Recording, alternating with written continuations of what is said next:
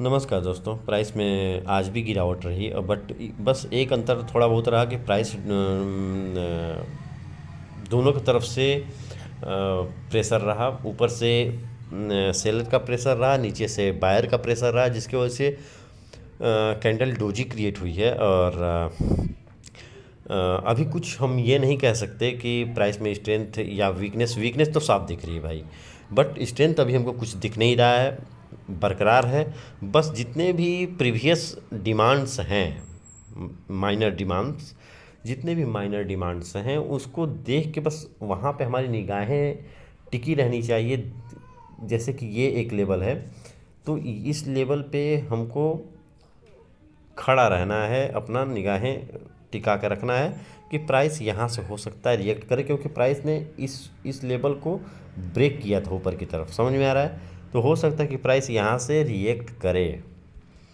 ठीक है, तो चलते हैं हम 15 मिनट के चार्ट पे, और कल के लिए हम देख लेते हैं, समझ लेते हैं प्राइस को। देखिए, अभी प्राइस जिस लेवल पे ओपन हुई थी, ठीक, वहाँ पे कुछ देर रुकी। रुकने के बाद धीरे धीरे प्राइस एक्शन बनता गया इनका, ठीक है। और एक लेवल ऐसा आया इस लेवल पे जहाँ ये प्रीवियस क्लोजिंग के पास प्राइस गई, और वहाँ से फिर प्राइस ने ब्रेक किया नीचे की तरफ। ठीक है, प्राइस ने ब्रेक किया नीचे की तरफ। हमने आपको कल क्या बताया था? मैंने यही बताया था आप लोगों को, अगर नीचे गैप डाउन ओपनिंग होती है, अगर नीचे गैप डाउन, क्योंकि मैं दो तीन सिनेरियो बताया था आप लोगों को, gap up, gap down and sideways.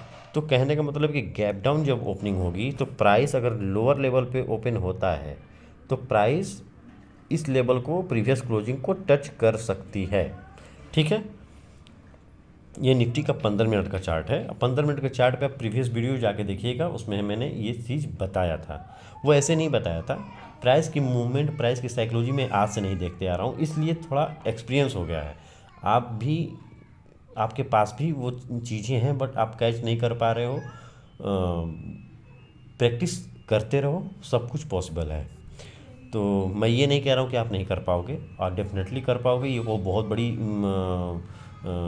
बड़ी रॉकेट साइंस नहीं है।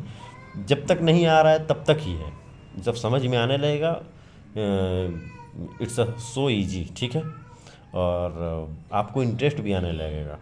ठीक है, so please watch it, be careful and deeply इसको एनालाइज करो, बैक टेस्ट करो। तो अब मैं यही बता रहा था आपको कि यहाँ से प्राइस ब्रेक किया नीचे की तरफ।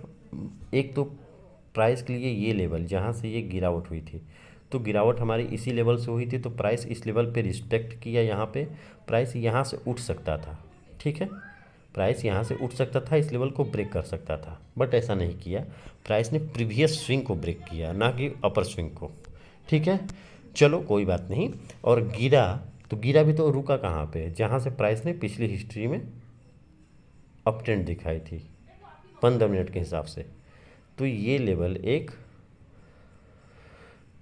डिमांड लेवल है, और हो सकता है कि प्राइस अगर यहाँ पे खुलती है और यहाँ पे बायर अगर एक्टिव होते हैं, ध्यान से समझना इस चीज़ को, बायर अगर यहाँ पे एक्टिव होते हैं और बायर में अगर स्ट्रेंथ यहाँ पे बनती है, तो प्राइस ये अगर यहाँ से निकलेगी तो प्राइस इस लेवल तक जा सकती है।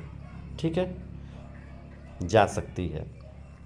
दूसरा कि प्राइस यहाँ पे इसको, इस लेवल को अगर ब्रेक करती है, और ब्रेक करने के बाद, ब्रेक अगर मान लो कर दिया और ब्रेक करने के बाद अगर शार्पली नीचे गई तब तो कोई बात नहीं, बट अगर रुकती है यहाँ पे, बायर अपनी प्रेशर दिखाएंगे और प्राइस कहीं इस लेवल के नीचे यहाँ पे स्ट्रगल करती है, और स्ट्रगल करने के बाद दो सिचुएशन हो सकते हैं। स्ट्रगल करने के बाद या तो प्राइस वापस रिवर्स कर सकती है ट्रैप करने के लिए, या फिर अगर नीचे गिरती है तो प्राइस और नीचे जा सकती है। कहाँ तक जा सकती है? इस जोन तक, जो ये 15 मिनट का मैंने ड्रॉ कर रखा है डेली टाइम फ्रेम पे, बताने के लिए, समझाने के लिए आपको। ठीक है, तो इस बात का ध्यान रखना। ठीक है, इस बात का आप ध्यान रखना। इसको मैं क्लीन कर देता हूँ अब। ये रहा पहला सिचुएशन। ठीक है,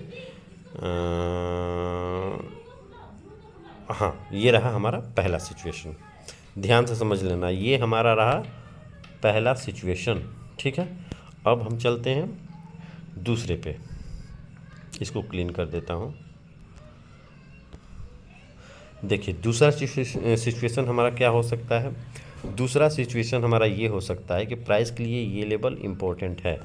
यहाँ पे प्राइस के लिए ये लेवल इम्पोर्टेंट है, ये जोन। ठीक है, अब अगर प्राइस कहीं गैप अप ओपन होता है, गैप अप ओपन मतलब दो सिनेरियो हैं गैप अप के।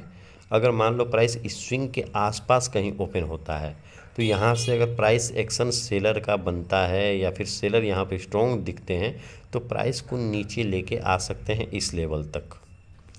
ठीक है, क्योंकि पिछली हिस्ट्री में गिरावट हुई है इस लेवल से, और यहाँ भी हुई है इस लेवल से, तो हो सकता है गैप डाउन होने का मतलब ही ये। यहाँ पे आप गैप जो देख रहे हो, यहाँ पे एक कैंडल ही मान के चलो, आपकी रेड कैंडल है वहाँ पे। गैप का मतलब ऐसा नहीं है कुछ। तो अगर बायर की तरफ से गैप अप ओपनिंग हो, तो उस गैप में ग्रीन कैंडल को मान के चलो। ठीक है, और गिरावट हुई है, गैप डाउन हुई है अगर, तो वहाँ पे रेड कैंडल मान के चलो। तो यहाँ पे रेड कैंडल ही मान के चलो आप, और यहाँ पे भी गिरावट हुई है इसी लेवल से।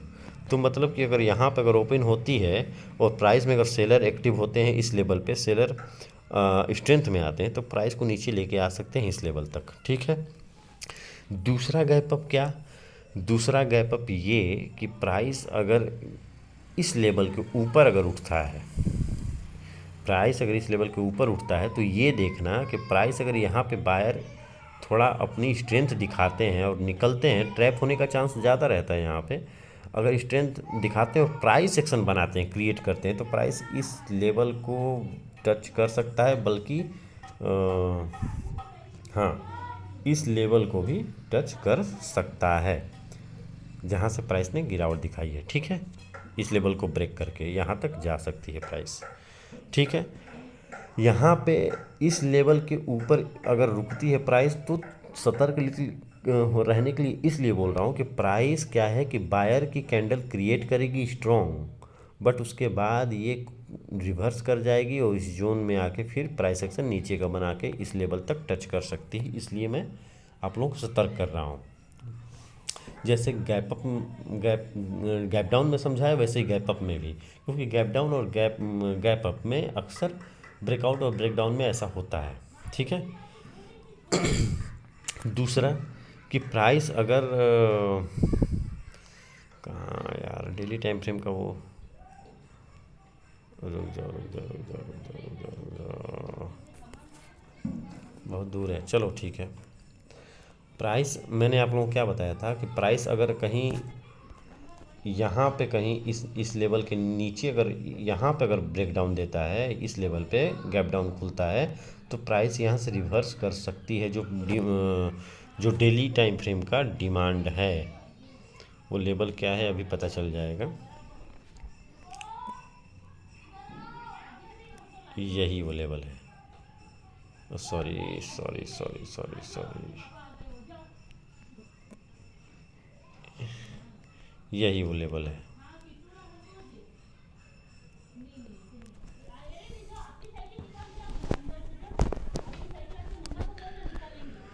यही वो लेवल। ठीक है, तो मैं बस यही आपको 15 मिनट में चलता हूँ अब। हाँ,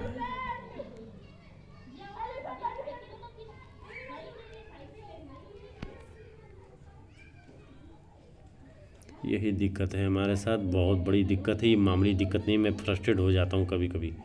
हाँ चलिए, तो मैं यही बता रहा था आप लोगों को कि इस लेवल के पे अगर कहीं गैप डाउन खुलती है प्राइस, तो प्राइस अगर इस लेवल पे जहाँ ग्रीन हॉरिजॉन्टल लाइन है, तो यहाँ पे अगर खुलती है, तो प्राइस यहाँ पे अगर खुलती है तो प्राइस यहाँ पे रुक के और ऊपर की तरफ मूव निकलती है बाहर यहाँ पे स्ट्रेंथ, क्योंकि गैप डाउन खुलने का मतलब ये है ना कि जितने भी लोग होंगे, और ये demand level daily time frame का है, तो जितने भी लोग अपनी प्रॉफिट बुक करेंगे और कुछ एंट्री भी लेंगे यहाँ पे, तो प्राइस में मूव आ सकती है, और आएगी तो इस लेवल तक आ सकती है, प्रीवियस क्लोजिंग तक, या फिर इस हाँ प्रीवियस क्लोजिंग पकड़ लो, यहाँ तक आ सकती है। ठीक है, दो तीन चीज़ें, यही दो तीन सिनारियो थे हमारे। और वीडियो को प्रॉपर देखना, डीप आप लोगों के सामने मैं डीप एनालिसिस करता हूँ, और मैं कहीं पीछे, एक ही काम नहीं है हमारे पास कि चार्ट को मैं एनालाइज करके फिर आप लोगों को बताऊं। मैं डायरेक्ट निफ्टी की चार्ट खोलता हूं और आप लोगों को समझाना चालू करता हूं। गलतियां हमसे भी हो सकती हैं, उसको आप कमेंट कीजिए। कमेंट तो आप करते नहीं हो, तो कमेंट करो कि आपने यहाँ पे गलत बताया, मैं उसको समझूंगा, देखूंगा कि मैंने क्या गलत बताया। आप लोग भी अपना दिमाग लगाओ, क्योंकि देखो टीचर क्या चाहे मेंटोर क्या बता रहा है, आंख बंद करके बिलीव नहीं करना है। आप बैक टेस्ट करो, आप भी अपने तरफ से कोशिश करो। जो आप लोगों को लग रहा है कि मैं गलत बता रहा हूँ, तो उसको कंपेयर करो किसी और के वीडियो से, कंपेयर करो कि आप ऐसे बता रहे हो, वो कैसे, वो सही बता रहे हैं। कुछ भी एक्टिविटी अपनी दिखाओ जिससे कि मैं अपने आप को इम्प्रूव कर सकूं, और मैं प्राउड ही ना बन पाऊँ कि मैं जो बता रहा हूँ वही 100% सही है। मैं बार बार आप लोगों से कहता हूँ कि आप आंख बंद करके किसी पे भरोसा मत करो, मुझ पे ही नहीं, किसी पे भरोसा मत करो। तो चलते हैं बैंक निफ्टी पे।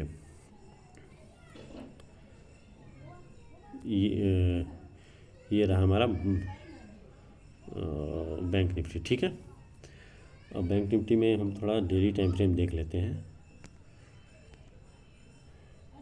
ये रहा डेली टाइम फ्रेम, और यहाँ पे कुछ सिचुएशन हाँ बस सेम है, बट मैं जो आपको बता रहा हूँ ना कि ये लेवल एक सही लेवल है जहाँ से प्राइस उठ सकती है।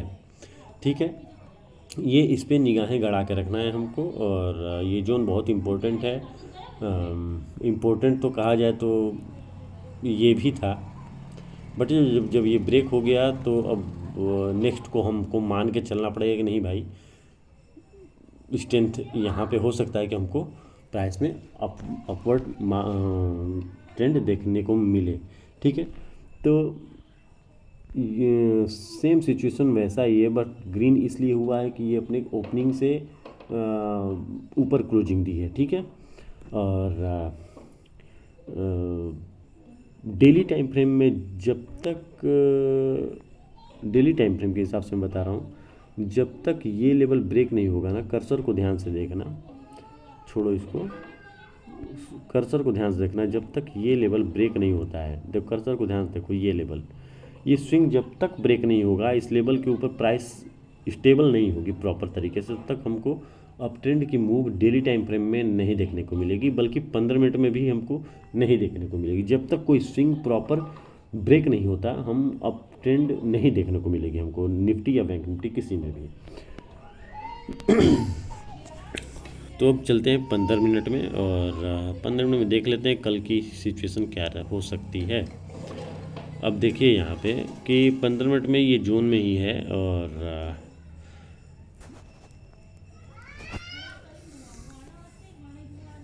प्राइस नीचे ओपन हुआ है। यहाँ पे कहीं ओपन होने के बाद धीरे धीरे प्राइस स्ट्रक्चर बनाते हुए अपना ऊपर की तरफ मूव दिया है, और फिर उसके बाद प्राइस कहीं इसी लेवल के आसपास क्लोजिंग दी है। प्राइस की मूवमेंट पर्टिकुलर एक लेवल नहीं होता, पर्टिकुलर एक प्राइस लेवल नहीं होता, जोन होता है, और उसमें कोई कंफ्यूज हो रहते हैं लोग कि मैं विक को मानूं या प्राइस को मानूं। भाई आप प्राइस की क्लोजिंग, प्राइस की विक, एवरीथिंग सब कुछ लेके चलो। Everything is important in your trading life. Market में जो भी चार्ट पे दिख रहा है, चार्ट में कैंडल हो या XYZ कुछ भी एक्टिविटी हो रही है, उसको डीपली हमको देखना है और समझना है। ठीक है ना, कैंडल मोस्ट इम्पोर्टेंट, कैंडल की साइकोलॉजी बहुत इम्पोर्टेंट है। तो कैंडल ही हमको साइकोलॉजी बताती है, कैंडल क्रिएट करके एक स्टोरी बनाती है, प्राइस की साइकोलॉजी बताती है। तो एवरीथिंग इज़ इम्पोर्टेंट। तो प्राइस अगर यहाँ पे देखो, आप समझो, प्राइस अगर यहाँ पे सेम यही निफ्टी वाली सिचुएशन में बता रहा हूँ आप लोगों को कि प्राइस अगर क्लीन कर देता हूँ पहले मैं ये ग्रीन जो डिमांड है ना, इसको मैं ग्रीन कर देता हूँ। प्राइस बस 54,000, हाँ 54,000 ठीक है। इसको मैं क्लीन करता हूँ और देखो यहाँ पे 54,000 के आसपास में इसको देखो। अगर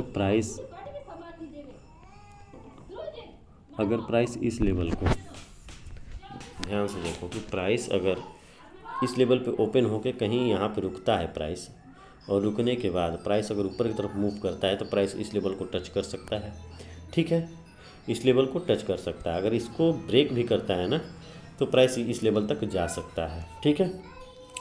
दूसरा कि प्राइस अगर इस लेवल को ब्रेक करता है और ब्रेक करके प्राइस एक्शन कुछ नीचे का बनाता है, ठीक है ना, तो प्राइस इस लेवल तक आ सकता है। डेली का लेवल है, डेली का डिमांड जोन है, ठीक है, यहाँ तक प्राइस आ सकती है। ये रहा पहला सिचुएशन, ठीक है, ये रहा पहला सिचुएशन हमारा, ठीक। अब दूसरा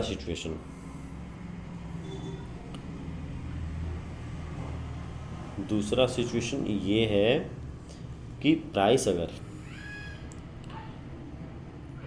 अगर इस लेवल के नीचे अगर ओपन होने के बाद अगर यहाँ पे कहीं ओपन होता है, ठीक है ना, इस लेवल के नीचे ब्रेक करके ओपन होता है यहाँ पे कहीं इसके आसपास, और प्राइस एक्शन यहाँ पे कुछ देर रुकता है, प्राइस अगर शार्पली नीचे जा रहा है तो कोई बात नहीं, प्राइस एक्शन देख के आप ट्रेड ले सकते हो। बशर्ते अगर प्राइस अगर यहाँ पे अगर खुलता है और कुछ देर रुकता है और कन्फ्यूज़न क्रिएट करता है, ना बायर स्ट्रॉन्ग ना सेलर स्ट्रॉन्ग, ऐसा कुछ दिखाता है, तो तब तक थाम के अपने आप को बैठो, कहीं कोई जल्दीबाजी दिखाने की ज़रूरत नहीं है। प्राइस अगर ऊपर निकलती है तुरंत बाई मत करना, यहाँ पे प्राइस को आने देना, रेस्ट करने देना, प्राइस एक्शन बने तो ट्रेड लेना। यहाँ तक जा सकती है और यहाँ तक भी जा सकती है, क्योंकि अगर नीचे खुला है तो प्राइस हो सकता है दोनों तरफ की गेम खेल सकता है। प्राइस ऊपर जाके और फिर उसके बाद नीचे आके प्राइस एक्शन शुरू कर सकता है, या फिर प्राइस नीचे की तरफ ब्रेकआउट करेगा फिर ऊपर जाकर प्राइस एक्शन ऊपर की तरफ कर सकता है। तो यहाँ पे ब्रेकआउट और ब्रेकडाउन पे ध्यान रखना, प्रॉपर एंड कॉन्फिडेंस जब तक अंदर से ना आए, फील ना हो चार्ट की और कैंडल की कॉन्फिडेंस, चार्ट और कैंडल जब तक आपके अंदर फीलिंग ना दे कि हाँ मैं नीचे कॉन्फिडेंटली जा रहा हूँ या मैं ऊपर कॉन्फिडेंटली जा रहा हूँ, मैं ऐसा शो कर रहा हूँ अपनी फीलिंग्स, तब तक ऐसा कुछ मत करना। और दूसरा ये कि प्राइस अगर कुछ ज़्यादा ही गैप डाउन ओपनिंग होती है 54,000 के नज़दीक, यहाँ पे कहीं ओपन, ये रही हमारी दूसरी, ठीक है, ये दूसरी सिचुएशन थी। अब तीसरी भी समझ लेते हैं। तीसरी क्या हो सकती है? तीसरी ये हो सकती है, यह रहा हमारा तीसरा सिचुएशन कि प्राइस अगर कहीं इस लेवल के ऊपर ओपन होता है, प्राइस अगर इस लेवल पे कहीं ओपन होता है तो प्राइस में गिरावट देखने को मिल सकता है इस लेवल तक, ठीक है, अगर गैप अप होता है तो। अगर गैप अप इस लेवल के ऊपर होता है तो भी हमको सतर्कता बरतनी है।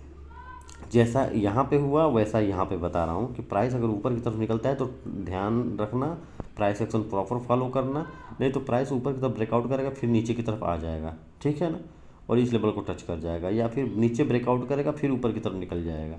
तो क्योंकि प्राइस कुछ भी कर सकता है, प्राइस कुछ भी कर सकता है, प्राइस की मतलब कोई वो नहीं है कि प्राइस के अकॉर्डिंग हमको चलना है, ठीक है ना।